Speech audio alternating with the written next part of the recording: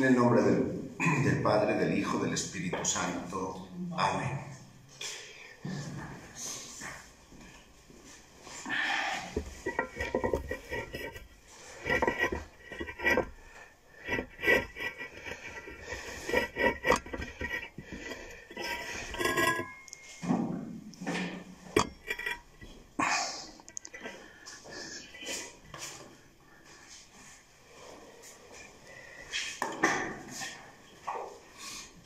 Ven, Espíritu Santo, llena los corazones de tus fieles y enciende en ellos el fuego de tu amor.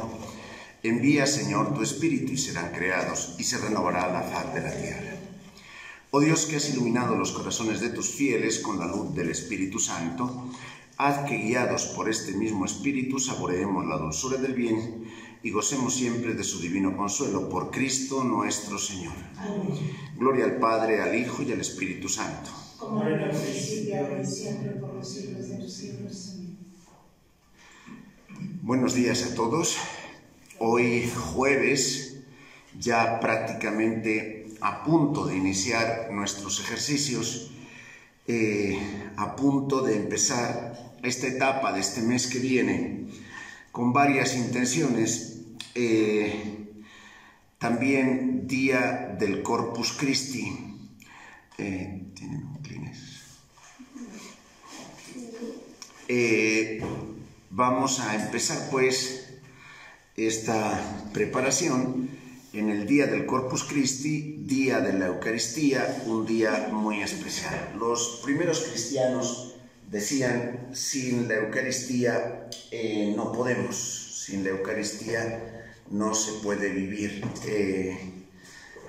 La Eucaristía para los cristianos, para los católicos, es verdaderamente como el camino, el punto central de acceso a la cercanía de nuestro Dios.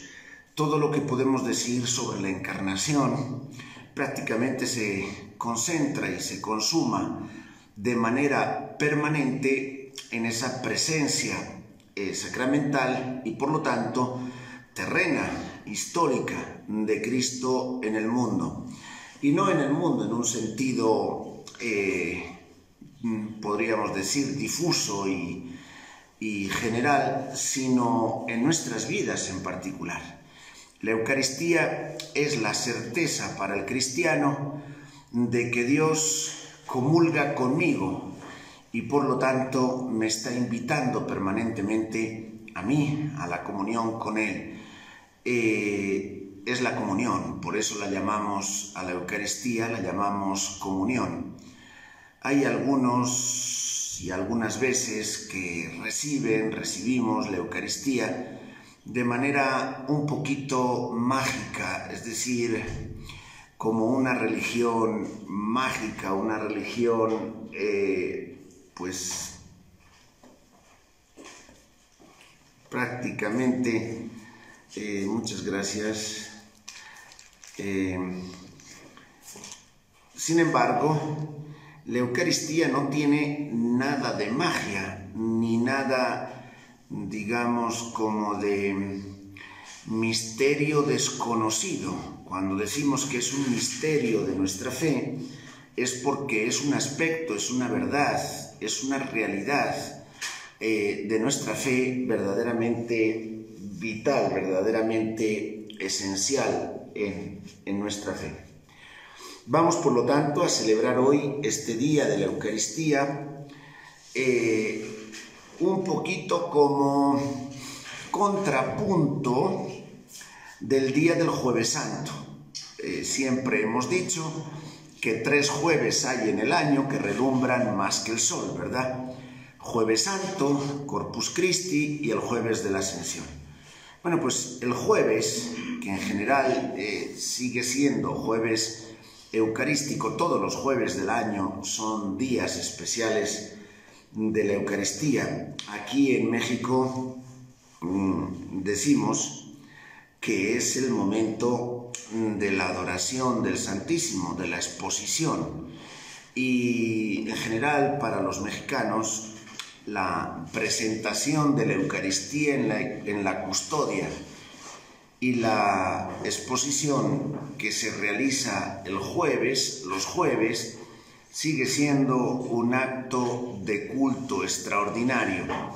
Pero Dios, lo hemos dicho muchas veces, no quiere tanto adoradores, y si es adoradores, es, digamos, por ese reconocimiento explícito de la divinidad que nos enriquece. Es decir, que el ser adorador en realidad es una experiencia que enriquece al propio sujeto, porque se hace consciente de su propia realidad frente a Dios. Por eso sabe que tiene delante la divinidad, y sabe que esa divinidad está en condiciones y dispuesta a introducirse en el propio interior del cristiano.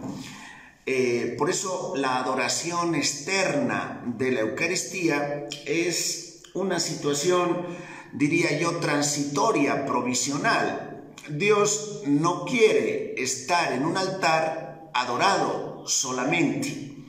Quizá ese es un primer paso de reconocimiento de la grandeza de nuestro Dios. Dios lo que quiere es ser introducido. La Eucaristía no es solamente para ser ensalzada en el altar o en una procesión el día del Corpus, sino para ser comulgada. La Eucaristía no tiene su finalidad para la exposición y la custodia en los sagrarios, sino finalmente para ser comulgada. Esto creo que lo tendríamos que tener en cuenta. Algo así como cuando vamos a comer un manjar muy exquisito o un pastel. Aquí en México somos muy amantes de la presentación de los pasteles o de la presentación de las gelatinas. Se hacen auténticas obras de arte con una sencilla gelatina, pero se le mete y se le adorna todo un mundo de rosas, de flores dentro de la gelatina. Artísticamente, qué paciencia se debe haber tenido para ir haciendo esa verdadera obra de arte.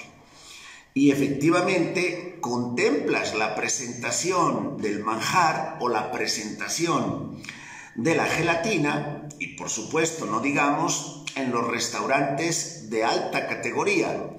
Te ponen un platillo quizá con un valor alimenticio mínimo. Sin embargo, la presentación con la que ponen esa hojita, ese detallito, y no digamos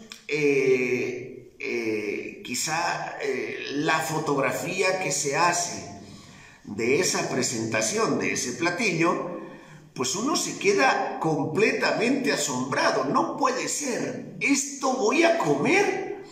Pues si la presentación es así, desde luego el manjar debe ser una cosa extraordinaria, porque ¿qué no será si lo han preparado con tanto gusto, con tanto cariño?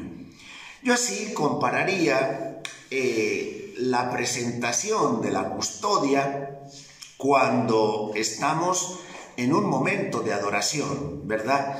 ¡Qué admiración, qué grandeza! Esto mismo que vamos a vivir durante el día de hoy, ¿verdad? Una reflexión. Por supuesto que estamos refiriéndonos a esa realidad absolutamente inabarcable en su grandeza por la mente humana. Pero eso no quiere decir que sea esa la finalidad. Por eso cuando digo Dios no quiere adoradores para Él, si es adoradores es por la satisfacción, por la grandeza, por el gusto que a mí mismo me da el poder extasiarme ante una realidad realmente inaudita que tengo delante. Por eso Dios lo que quiere es quien le acoge, imitadores, discípulos, colaboradores, misioneros, humanidad de continuidad, de añadidura, y hacia eso se orienta la Eucaristía. Es decir, la Eucaristía siempre será viático, es decir, el alimento de los viandantes, el alimento de los caminantes, el alimento de los peregrinos. Y en esa situación peregrina es como nos debemos comprender y como realmente es la vida humana en esta tierra, ¿verdad?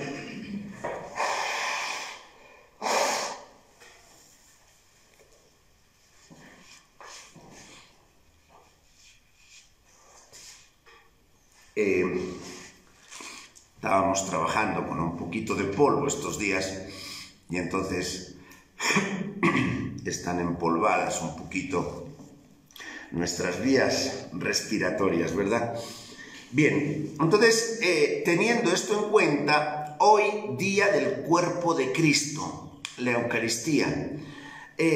Bueno, la reflexión sobre la Eucaristía en la Iglesia ha sido absolutamente descomunal porque es, en definitiva, el alimento ordinario, el alimento y la gracia ordinaria del cristiano en el mundo, ¿verdad?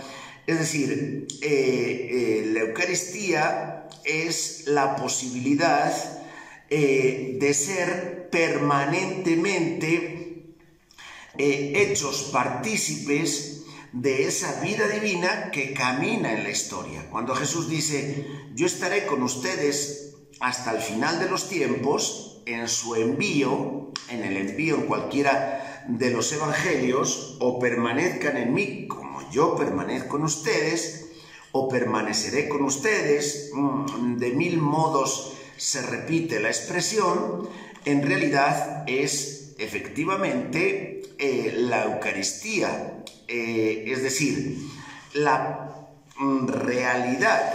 Algunas veces decimos la presencia viva de Cristo en el pan consagrado. Creo que no es la presencia viva como que Cristo estuviera presente en realidad como un añadido a esa realidad. No, no es la presencia viva, es la vida, es realmente el ser de Cristo. No es que Cristo esté presente en la Eucaristía, sino que la Eucaristía es realmente Cristo. Es algo muchísimo más real y muchísimo más profundo. Yo no puedo llegar a hacer distancia entre la Eucaristía y Cristo, porque en realidad es Cristo la Eucaristía. No es que esté contenido en este trocito de pan, sino que es en realidad Cristo mismo, después de haber sido transustanciado, o pongan la palabra que les guste, es decir, transignificado o en realidad es Cristo mismo. Ya no es vino, ya no es pan, en realidad es el cuerpo real, vivo, presente, glorificado, ciertamente, por evitar un poquito resonancias antropofágicas, pero glorificado, pero es realmente el cuerpo de Cristo, ¿verdad? Y ese cuerpo de Cristo, en realidad en la Eucaristía, no debiéramos olvidar algo que es completamente evidente. Ese cuerpo de Cristo está ahí, se hace real, se nos presenta Cristo mismo. Alguno pensaría, no, pero si es que yo viera la figura humana de Cristo, entonces sí me convertiría, etcétera, etcétera. Es la figura humana de Cristo, es la humanidad de Cristo. y es la divinidad de Cristo. Es decir, es Cristo mismo el que veo, el que reconozco. Y tener una actitud tibia respecto a esta realidad, en definitiva, es un poquito de falta de fe, o mucho de falta de fe, porque es Cristo mismo que realmente a quien vemos, ¿no? Pero hay una realidad muy evidente en la Eucaristía. Al menos yo se lo comparto como experiencia que vivo permanentemente, ¿verdad? Hay una realidad muy evidente.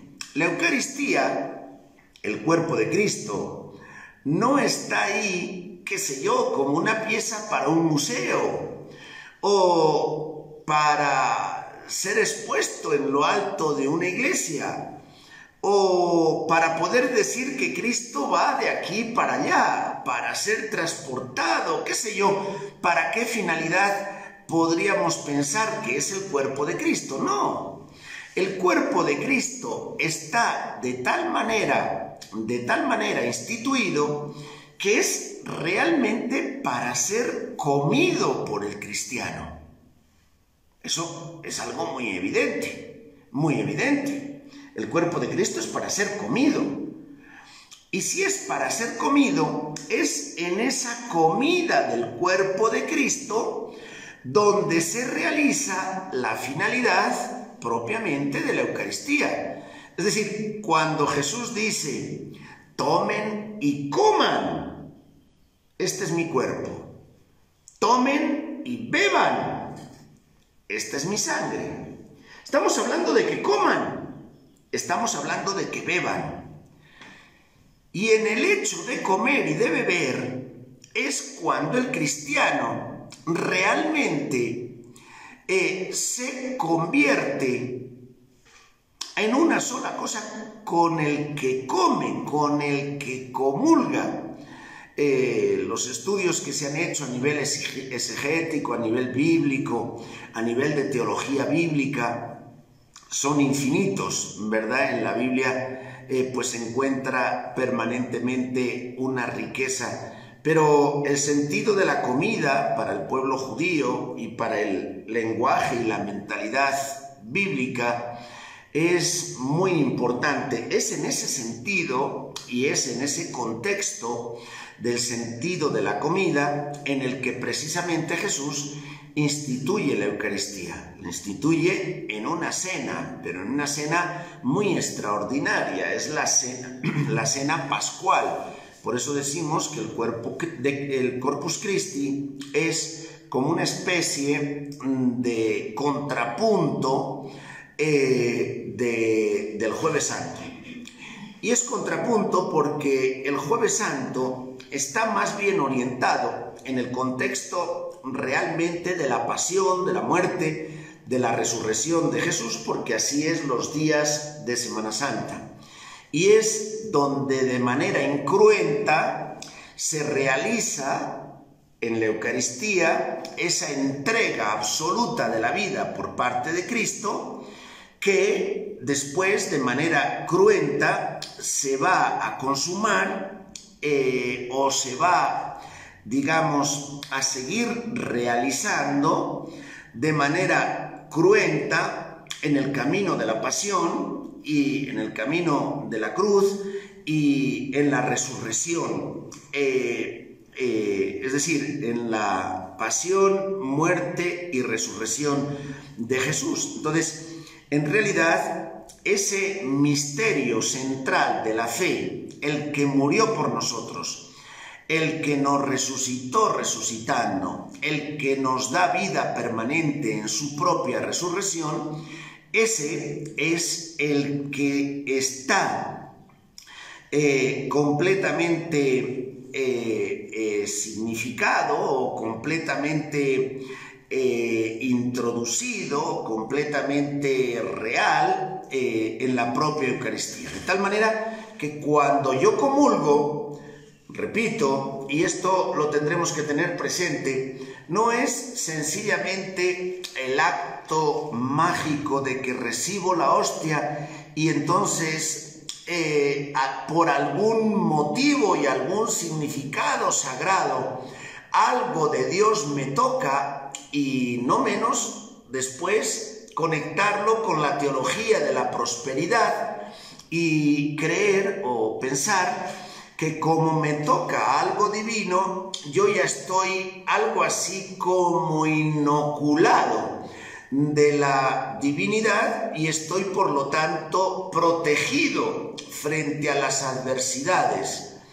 Y en consecuencia, como estoy protegido frente a las adversidades porque tengo algo así como sangre divina, porque me ha tocado la Eucaristía, entonces ya soy inmune a todo sufrimiento y a toda contingencia humana, porque he recibido la hostia.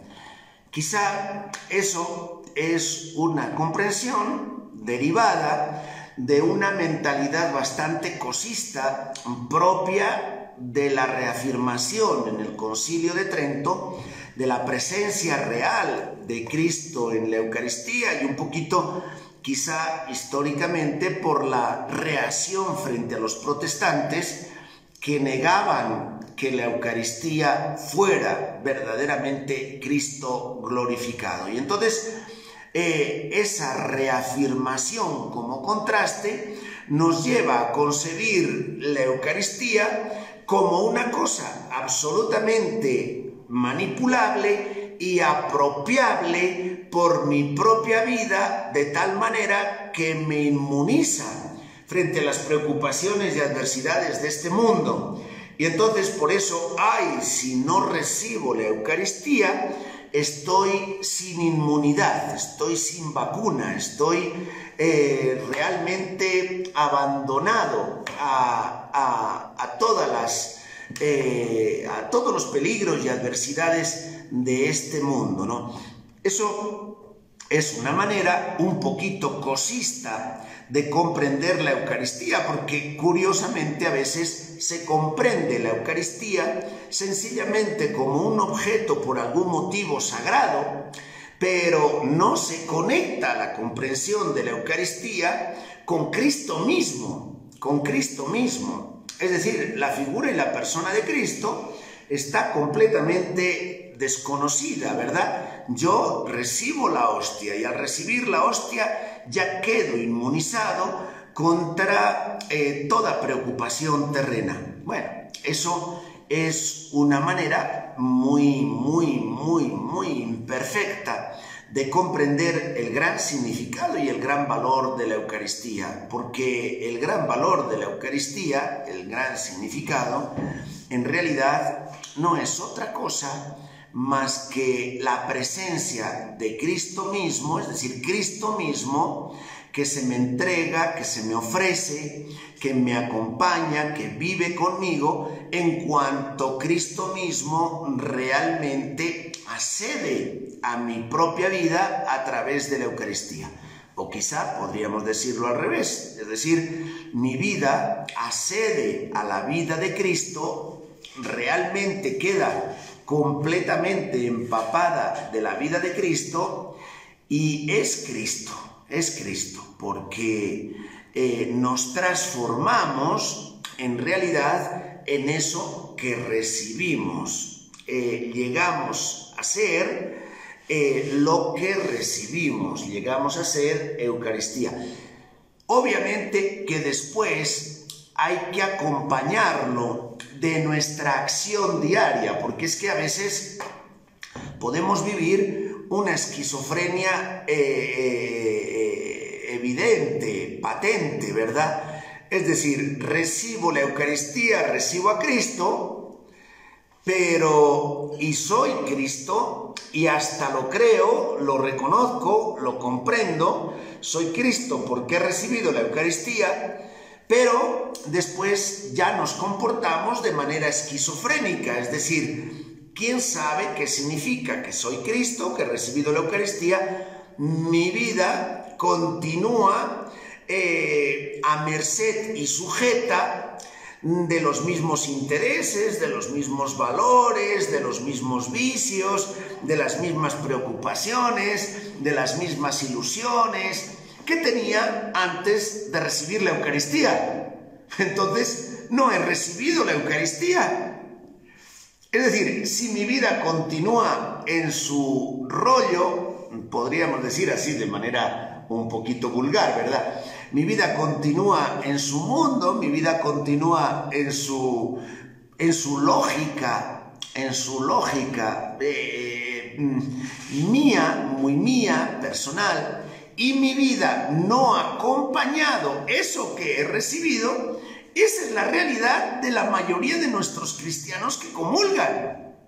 La realidad de los que comulgan. Van a la Eucaristía, van a la misa, comulgan, y cuando salen de la misa continúan absolutamente con la vida ya programada de siempre, con la vida ordinaria de siempre.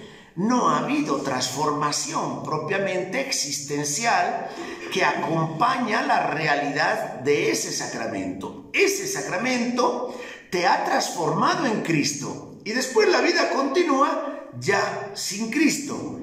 Eso no se entiende, porque entonces una cosa es la realidad espiritual y otra cosa es la realidad que continúa, digamos, a nivel existencial y a nivel,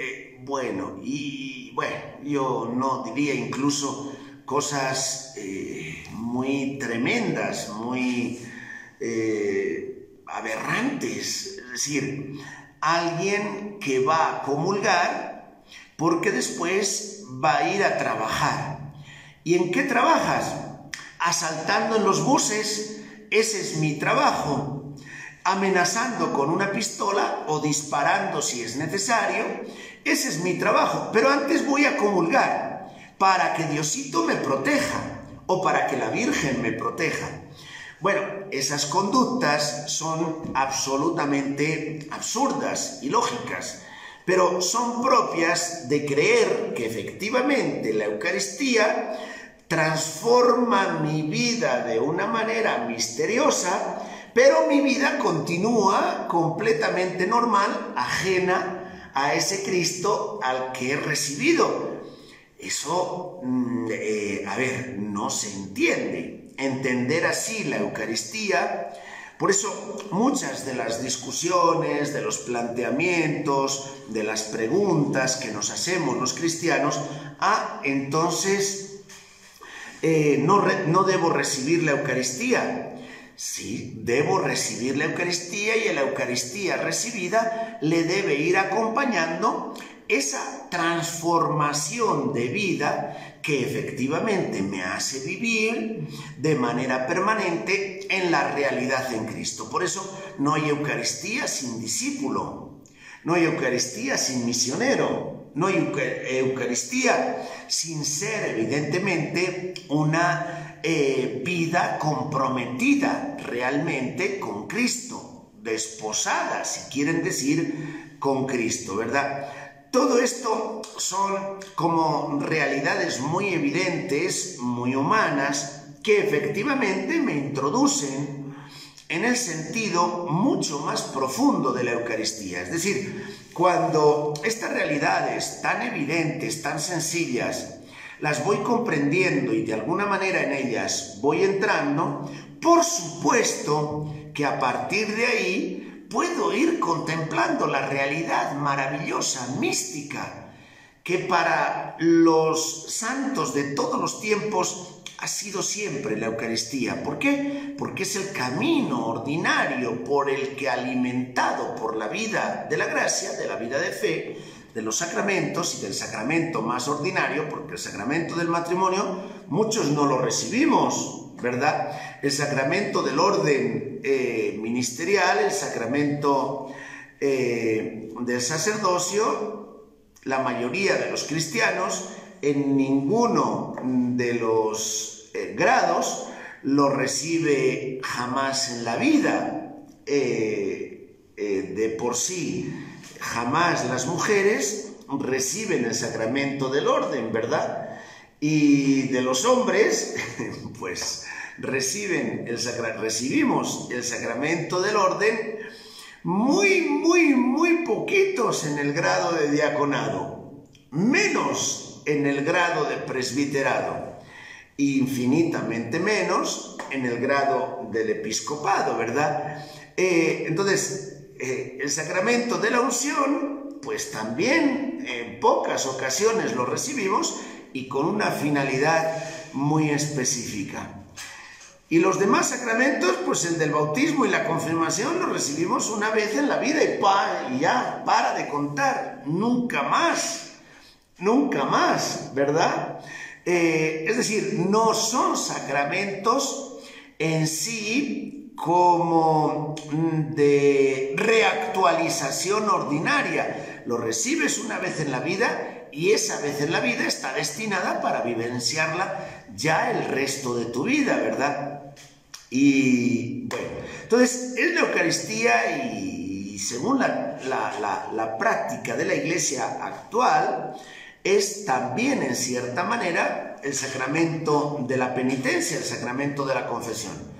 Pero es según la práctica actual, no es tan habitual y ordenado a la finalidad del perdón de los pecados. Es decir, que como acompañamiento, como alimento, como permanente vitalización, como permanente memoria, es decir, permanente actualización de la vida de Cristo en el cristiano, es en realidad la Eucaristía, repetida permanentemente, pero sobre todo transformando a la propia persona en Eucaristía. Entonces, esa es la grandeza del cuerpo de Cristo, del Corpus Christi.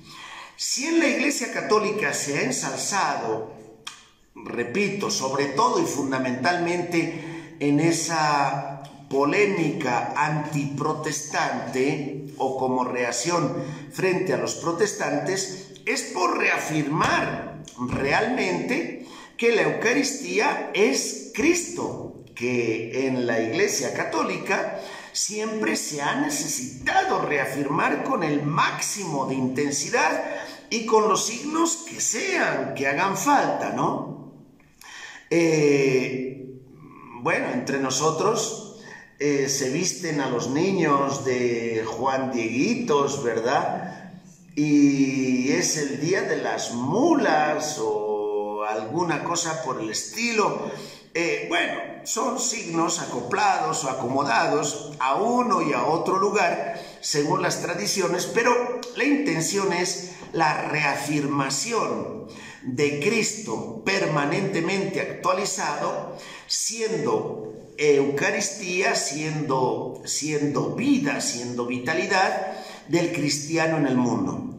Y hoy por hoy lo realizamos el sacramento de la Eucaristía una vez al día o una vez a la semana en la mayoría de los casos. Y durante este tiempo de pandemia, pues se dice, trata de vivir la Eucaristía en el sentido espiritual, trata de vivir esta comunión eucarística con el Señor en el sentido espiritual. Pero en realidad es la vida entera, todos los resortes de la vida que se orientan hacia ese momento, centro y culmen de la vida de la Iglesia, decimos o dice el concilio, ¿verdad? Y repiten permanentemente después todos los documentos pontificios y todos los documentos del magisterio de la Iglesia, la Eucaristía como centro y culmen de la vida y de la misión y de la vitalidad y del testimonio y de la fraternidad y de todo lo que quieras decir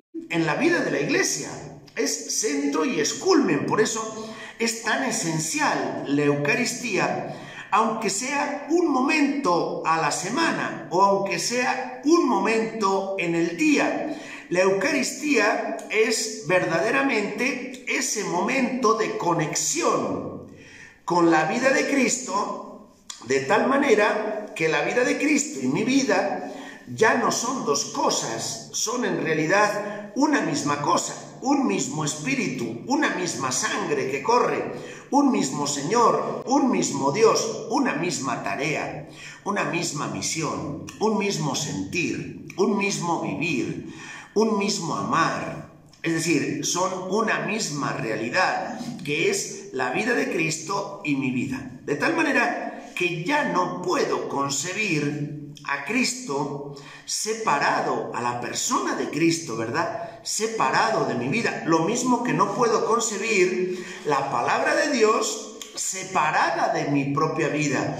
Y por eso está tan entrelazada la Eucaristía y la palabra de Dios. Y por eso son dos banquetes que en lo que llamamos celebración eucarística podría ser perfectamente llamado celebración crística, celebración cristiana, porque es la Eucaristía y es la palabra absolutamente entrelazadas, porque es el mismo Cristo, ¿verdad?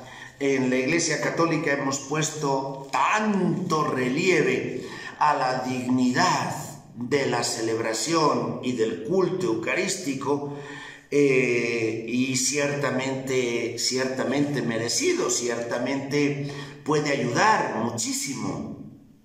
Todos esos gestos solemnes, esos gestos imponentes que normalmente en los seminarios son tan exaltados, ¿verdad?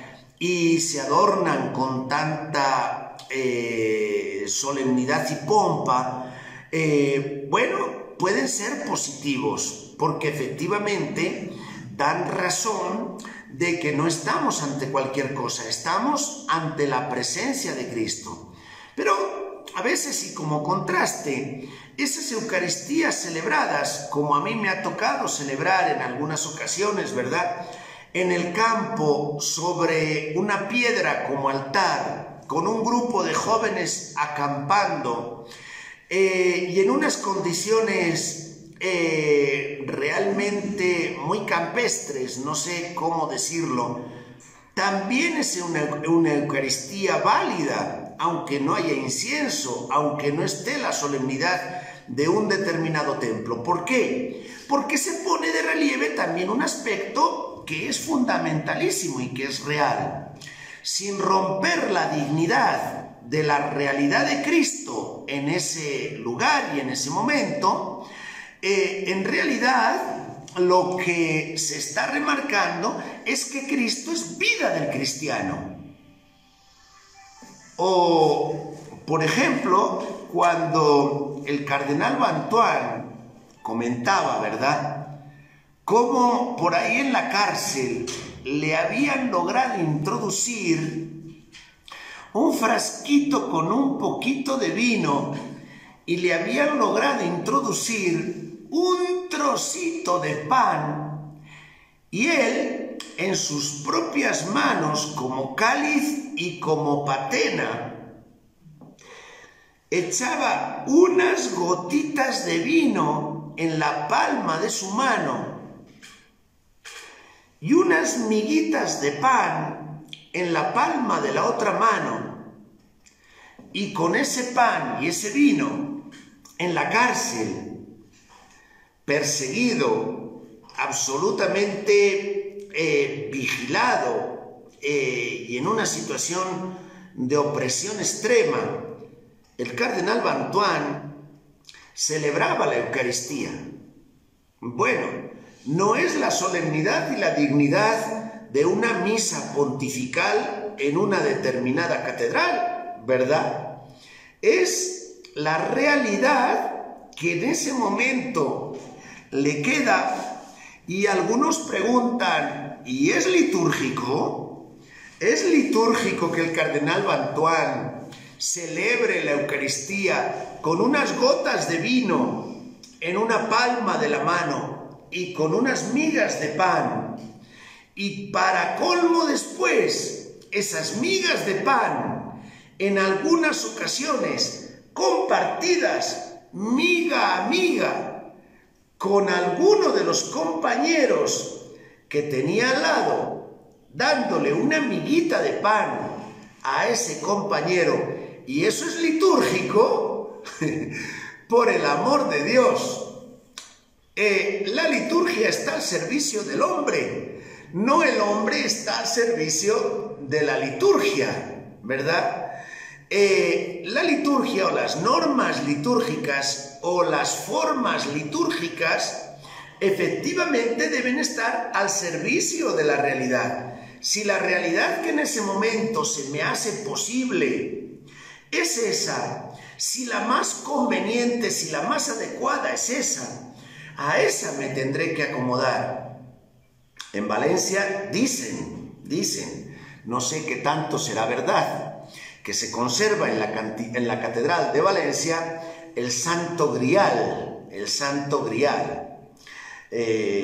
algunos esotéricos que siempre buscan signos de la Edad Media, hablan de los griales de la Edad Media y bueno, el Santo Grial es sencillamente el cáliz que utilizó Jesús, dicen en la Catedral de Valencia, ¿verdad? El cáliz que utilizó Jesús en la última cena no era ciertamente un cáliz de oro con perlas y con diferentes joyas adornado, ¿verdad?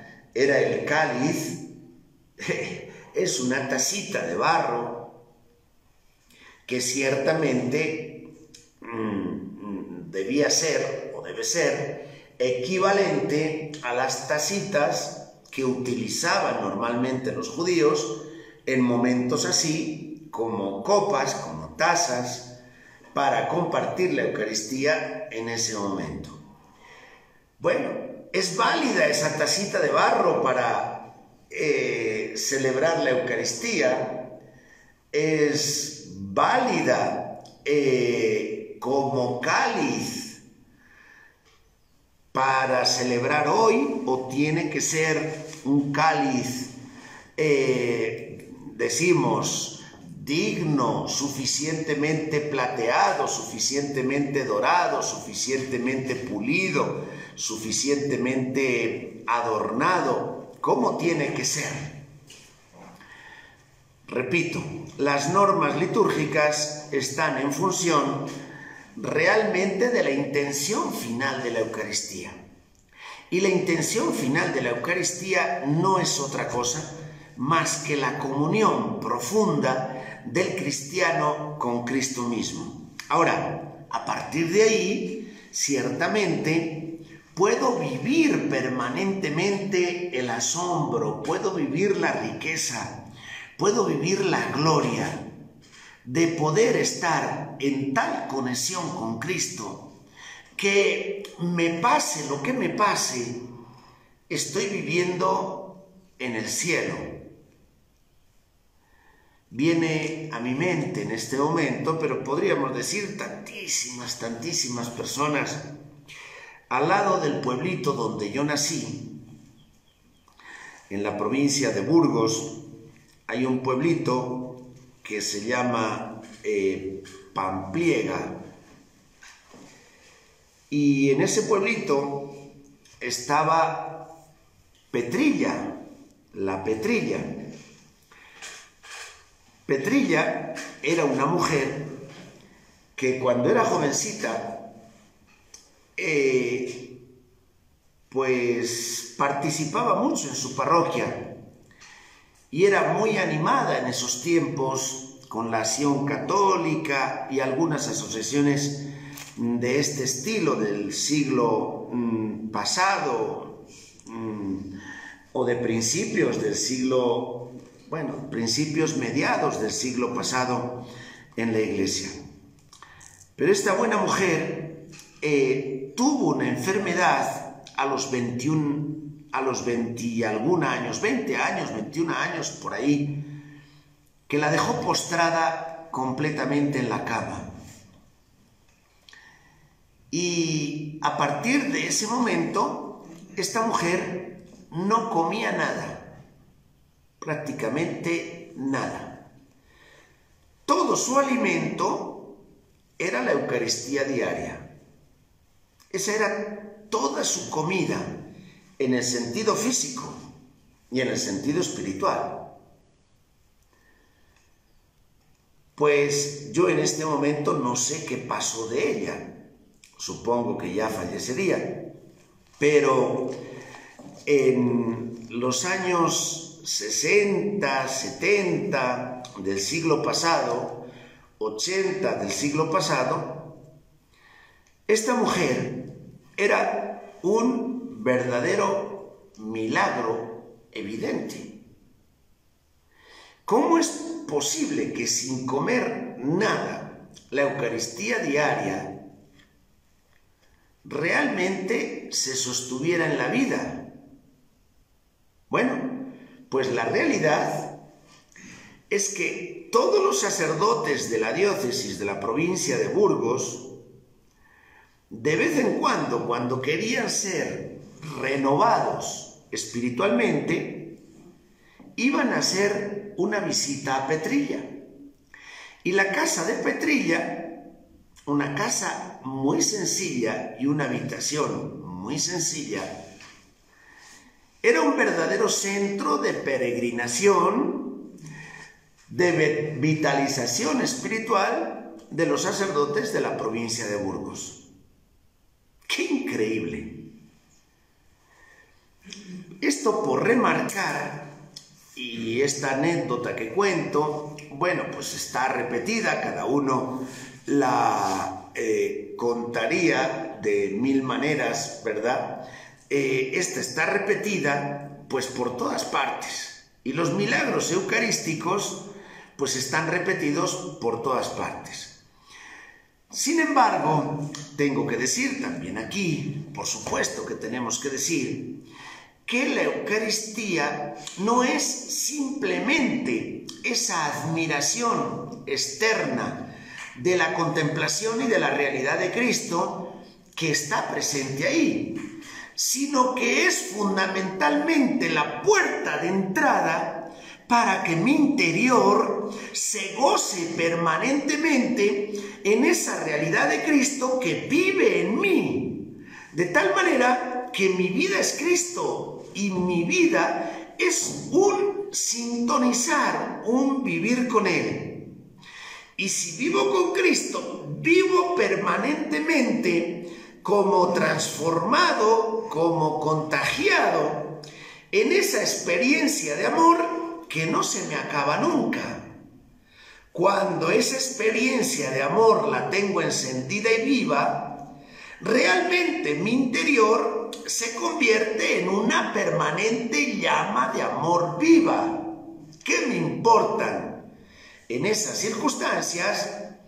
Algunos desprecios, algunas críticas, algunas contradicciones, algunos regaños que me pudieran hacer, al fin y al cabo, otras personas tan, no sé cómo decirlo, tan distraídas, ¿verdad?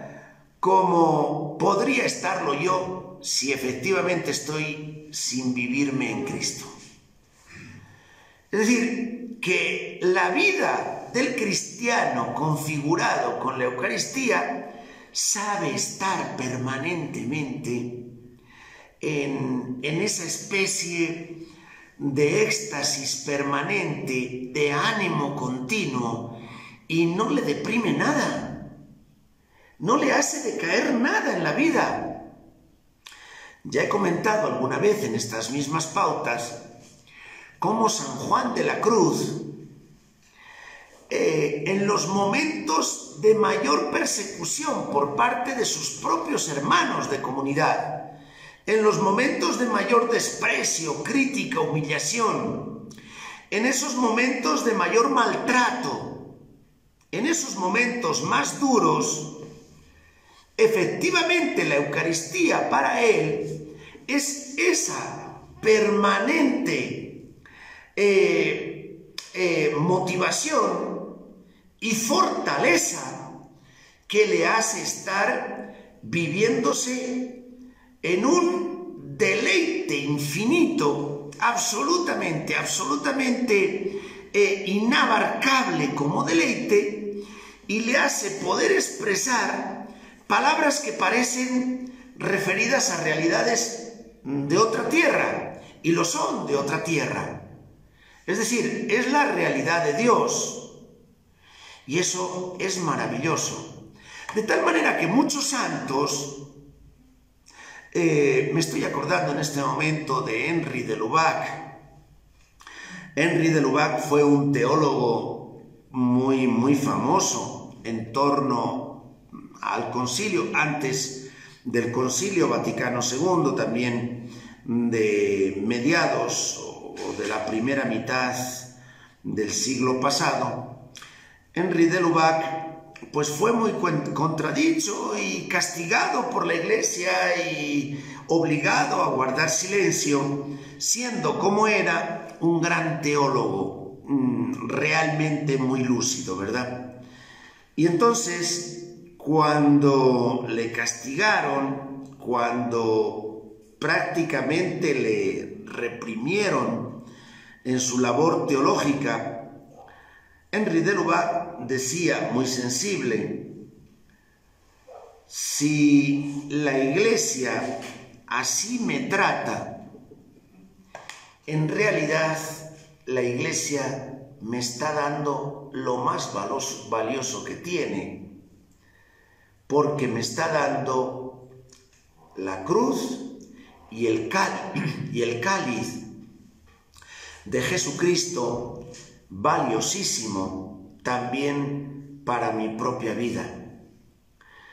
¡Qué maravilla! Cuando en la Iglesia, y por seguir a Cristo, como dicen las bienaventuranzas, cuando en la Iglesia y por seguir a Cristo experimentamos críticas, experimentamos contradicciones, experimentamos persecuciones, experimentamos desprecios, experimentamos fatigas, experimentamos trabajos, dolores. La verdad, por poco que seamos conscientes de la Eucaristía, la fatiga propia de la Iglesia será nuestro deleite. Ah, es que me están diciendo y están pensando que no hago nada. Pues lo que están pensando es que efectivamente te tienes que esforzar un poquito más. No me es posible. Claro que no te es posible. A ti no te es posible. Pero si Cristo está en tu vida, no te imaginas en qué puede ser convertida una vida lenta, una vida amorfa, una vida indiferente, una vida tibia, como es tu propia vida, si no tiene el alimento de la Eucaristía. Si es que sin alimento estaremos permanentemente anémicos. O sea, ustedes analicen lo que es una persona que no se alimenta. Una persona que no se alimenta es una persona flaca, es una persona delgada, es una persona completamente incapaz de ir teniendo la fortaleza propia de la vida. Tendremos que tener buen alimento, ¿verdad? Y el buen alimento es en realidad Cristo, que se ha querido hacer pan y vino consagrados para la vida del mundo. Ojalá que el día de hoy estas razones, un poquito este espíritu, esta mentalidad, nos introduzca no solamente en considerar que Cristo es nuestra vida, sino en el deleite permanente y constante de la vida de Cristo animando nuestra vida, en realidad como experiencia más vital del cristiano, y que sencillamente tenemos derecho y tenemos la obligación en medio del mundo de ser bien alimentados para transformarnos nosotros mismos en Eucaristía y ser nosotros mismos alimento de vida. Bueno, puede ser de tantas maneras, ¿verdad? Con nuestro ánimo, con nuestra sonrisa, con nuestra motivación, con nuestro empeño, con nuestra alegría, con todo nuestro ser alimento para el mundo. Pan partido para un mundo nuevo. Felicidades en este día del Corpus Christi, muchas felicitaciones, que Dios les acompañe y que realmente hoy sea un día de transformación y de vida para todos. Nos vemos a las 7 de la noche en la plataforma del Santo Cristo de la Agonía, en Facebook, en la página de Facebook del Santo Cristo de la Agonía, a las 7 de la noche, para celebrar con todos ustedes la Eucaristía. Buen día a todos, felicidades.